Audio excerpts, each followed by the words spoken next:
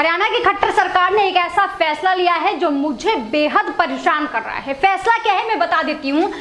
पर फैसला ये है कि जो बच्चा अब सरकारी स्कूल में पढ़ेगा यानी कि गवर्नमेंट स्कूल में पढ़ेगा उसे महीने के 500 रुपये अपनी फीस के तौर पे देने पड़ेंगे, और जो बच्चा प्राइवेट स्कूल में पढ़ेगा उसे 1100 रुपये सरकार की तरफ से एज अ फीस मिलते रहेंगे। जी हाँ, ये सुनने के बाद आप भी मेरी तरह ही परेशान और हैरान हो गए होंगे कि आखिर ये कैसा फैसला है। आज तक तो सरकार सरकारी स्कूल में बच्चों को पढ़ाने का जिम्मा उठाती थी, अब ये प्राइवेट स्कूल में पढ़ाने का जिम्मा कब से उठाने लगी। दरअसल ये फैसला है 8 तारीख का, और ये मेरी कोई खबर नहीं है, मैं आपको दिखाना चाहूंगी। दैनिक भास्कर में एक खबर छपी हुई है और जिसमें साफ तौर पर लिखा हुआ है कि सरकारी स्कूल में पढ़ने पर खुद देनी पड़ेगी 500 रुपए तक की फीस, और प्राइवेट स्कूलों में दाखिला लेने पर 1100 रुपए तक की फीस सरकार भरेगी। जी हाँ, दैनिक भास्कर की 8 तारीख की ये खबर है, आपको बहुत ध्यान से देख लेने की जरूरत है। ये भी कहा जा रहा है कि चिराग योजना के तहत ऐसा किया गया है। अब चिराग योजना चिरागों को पढ़ाने के लिए बनाया गया है, चिरागों के भविष्य में अंधकार झोंकने के लिए किया गया है, ये मेरे समझ में नहीं आ रहा है। दरअसल चिराग योजना के तहत जिन भी अभिभावकों की सालाना आय 1,80,000 रुपए तक की होगी उसके ऊपर इस तरीके की स्कीम का प्रभाव पड़ेगा। मतलब अगर आपके एनुअल इनकम 1,80,000 के आसपास है तो आपको सरकारी स्कूल में पढ़ने पर 500 रुपए की फीस देनी पड़ेगी, और प्राइवेट स्कूल में अगर आप जाएंगे तो आपके बल्ले बल्ले है, मतलब सरकार आपको 1100 रुपए फीस के तौर पर देती रहेगी। अब मेरे तो ये समझ में नहीं आ रहा कि भैया ये 1100 रुपए का जिम्मा सरकार उठा क्यों रही है। आज तक तो हमें सरकारी स्कूल में पढ़ने का पैसा मिलता रहा है, या बच्चों को उनके मौलिक अधिकारों से वंचित ना रखा जाए, इसलिए सरकारी स्कूल में बच्चों को पढ़ाया जाता है। और सरकारी स्कूल में पढ़ाता कौन है, सवाल ये है। सवाल इसका सीधा सा जवाब है, जो भी वर्ग परेशान है, अपने आर्थिक हालातों से तंग है, वो सरकारी स्कूल में जाता है।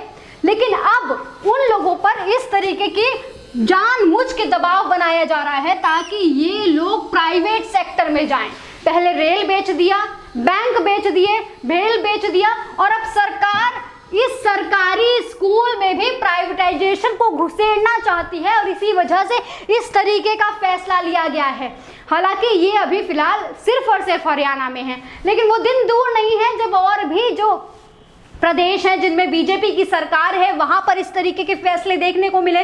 क्योंकि जब आपको भी पता है कि केंद्र में किसकी सरकार है, और जब केंद्र में जिसकी सरकार है प्रदेश में भी उसी की सरकार चलती रहेगी। क्यों, आपको भी समझ में आ रहा होगा।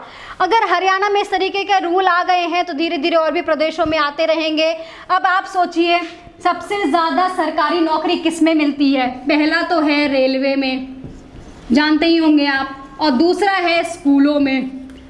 अब रेलवे में तो जो सी और डी ग्रुप के जो 72,000 सीटें थी उन्हें खत्म कर दिए गए हैं, 9,000 और प्रस्तावित हैं।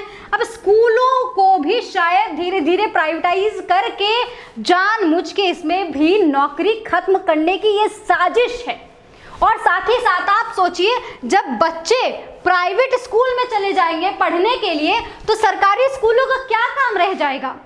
मेरे तो समझ में ये नहीं आता कि जब जब सरकार कोई भी स्कीम किसी भी वर्ग के लिए लेकर आती है तो उस तबके या उस वर्ग को वो स्कीम समझ में नहीं आती है। जब किसानों के लिए 3 कृषि कानून आते हैं तो किसान कहते हैं ये हमारे पल्ले नहीं पड़ रहा। जब नौजवानों के लिए ये अग्निवीर जैसी स्कीमें आती हैं तो नौजवान कहते हैं ये तो हमारे समझ में नहीं आ रहा है। व्यापारियों से पूछा जाता है कि भैया जीएसटी कैसा कानून है, वो कहते हैं भैया हमारे लिए तो समझ में नहीं आ रहा है, हमारे तो प्रेशर ही पड़ रहा है। सीए एनआरसी लोगों को समझ में नहीं आ रहा है। हम जैसे लोग अभी जो अपने मौलिक अधिकारों की बात करते थे उनके समझ में ये नहीं आ रहा। अब अभिभावकों से पूछेंगे कि ये स्कीम आपको कैसी लग रही है तो वो ये तो नहीं कहेंगे अरे वाह क्या स्कीम ला दी सरकार, प्राइवेट स्कूल में पढ़ाने के लिए 1100 रुपये लाएगी, पढ़ाएगी और देगी।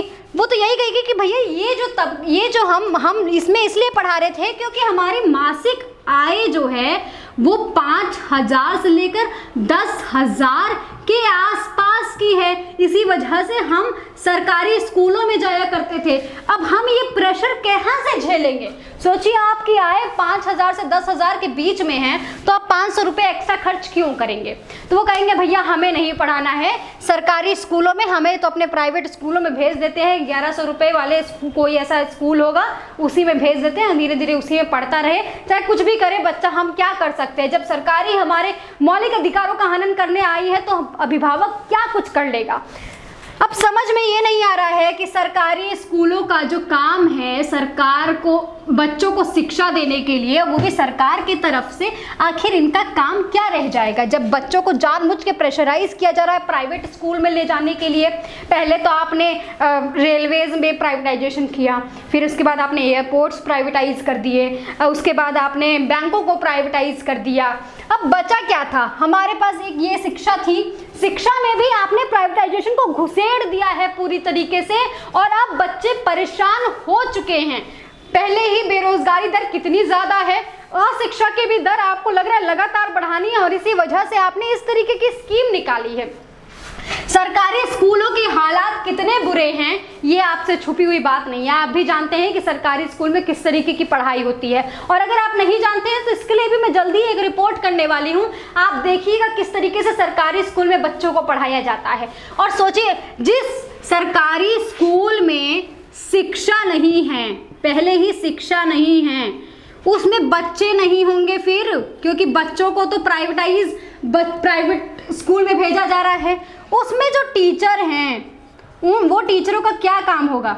टीचर कहेंगे हमें बैठे बैठने की सैलरी दीजिए क्योंकि हमारे पास कोई काम ही नहीं है।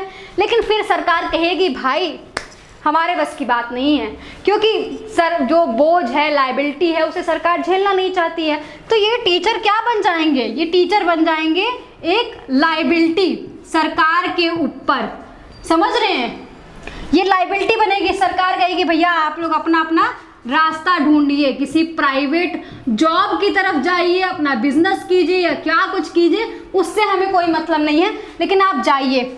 फिर उसके बाद जब यहाँ ना शिक्षा है, ना बच्चे हैं, ना टीचर है, तो क्या होगा? ये सरकारी स्कूल को नीलाम कर दिया जाएगा। सरकार कहेगी जब कुछ है ही नहीं तो इसे क्यों नहीं मोनेटाइज करे? फिर सरकार इन सरकारी स्कूलों को नीलाम करने के लिए एक कॉन्ट्रैक्ट भेज देगी, अनाउंसमेंट कर देगी, और उसके बाद ये कौन खरीदेगा? जिसके पास पैसा होगा। हम जैसे और आप जैसे लोग तो खरीदेंगे नहीं, अडानी अंबानी वही लोग जाएंगे सरकारी स्कूल खरीदेंगे, और सरकारी स्कूल खरीदने के बाद वो अपना बिजनेस बढ़ाएंगे और हम सड़कों पे बैठ के भीख मांगेंगे। शायद यही सरकार की स्कीम है।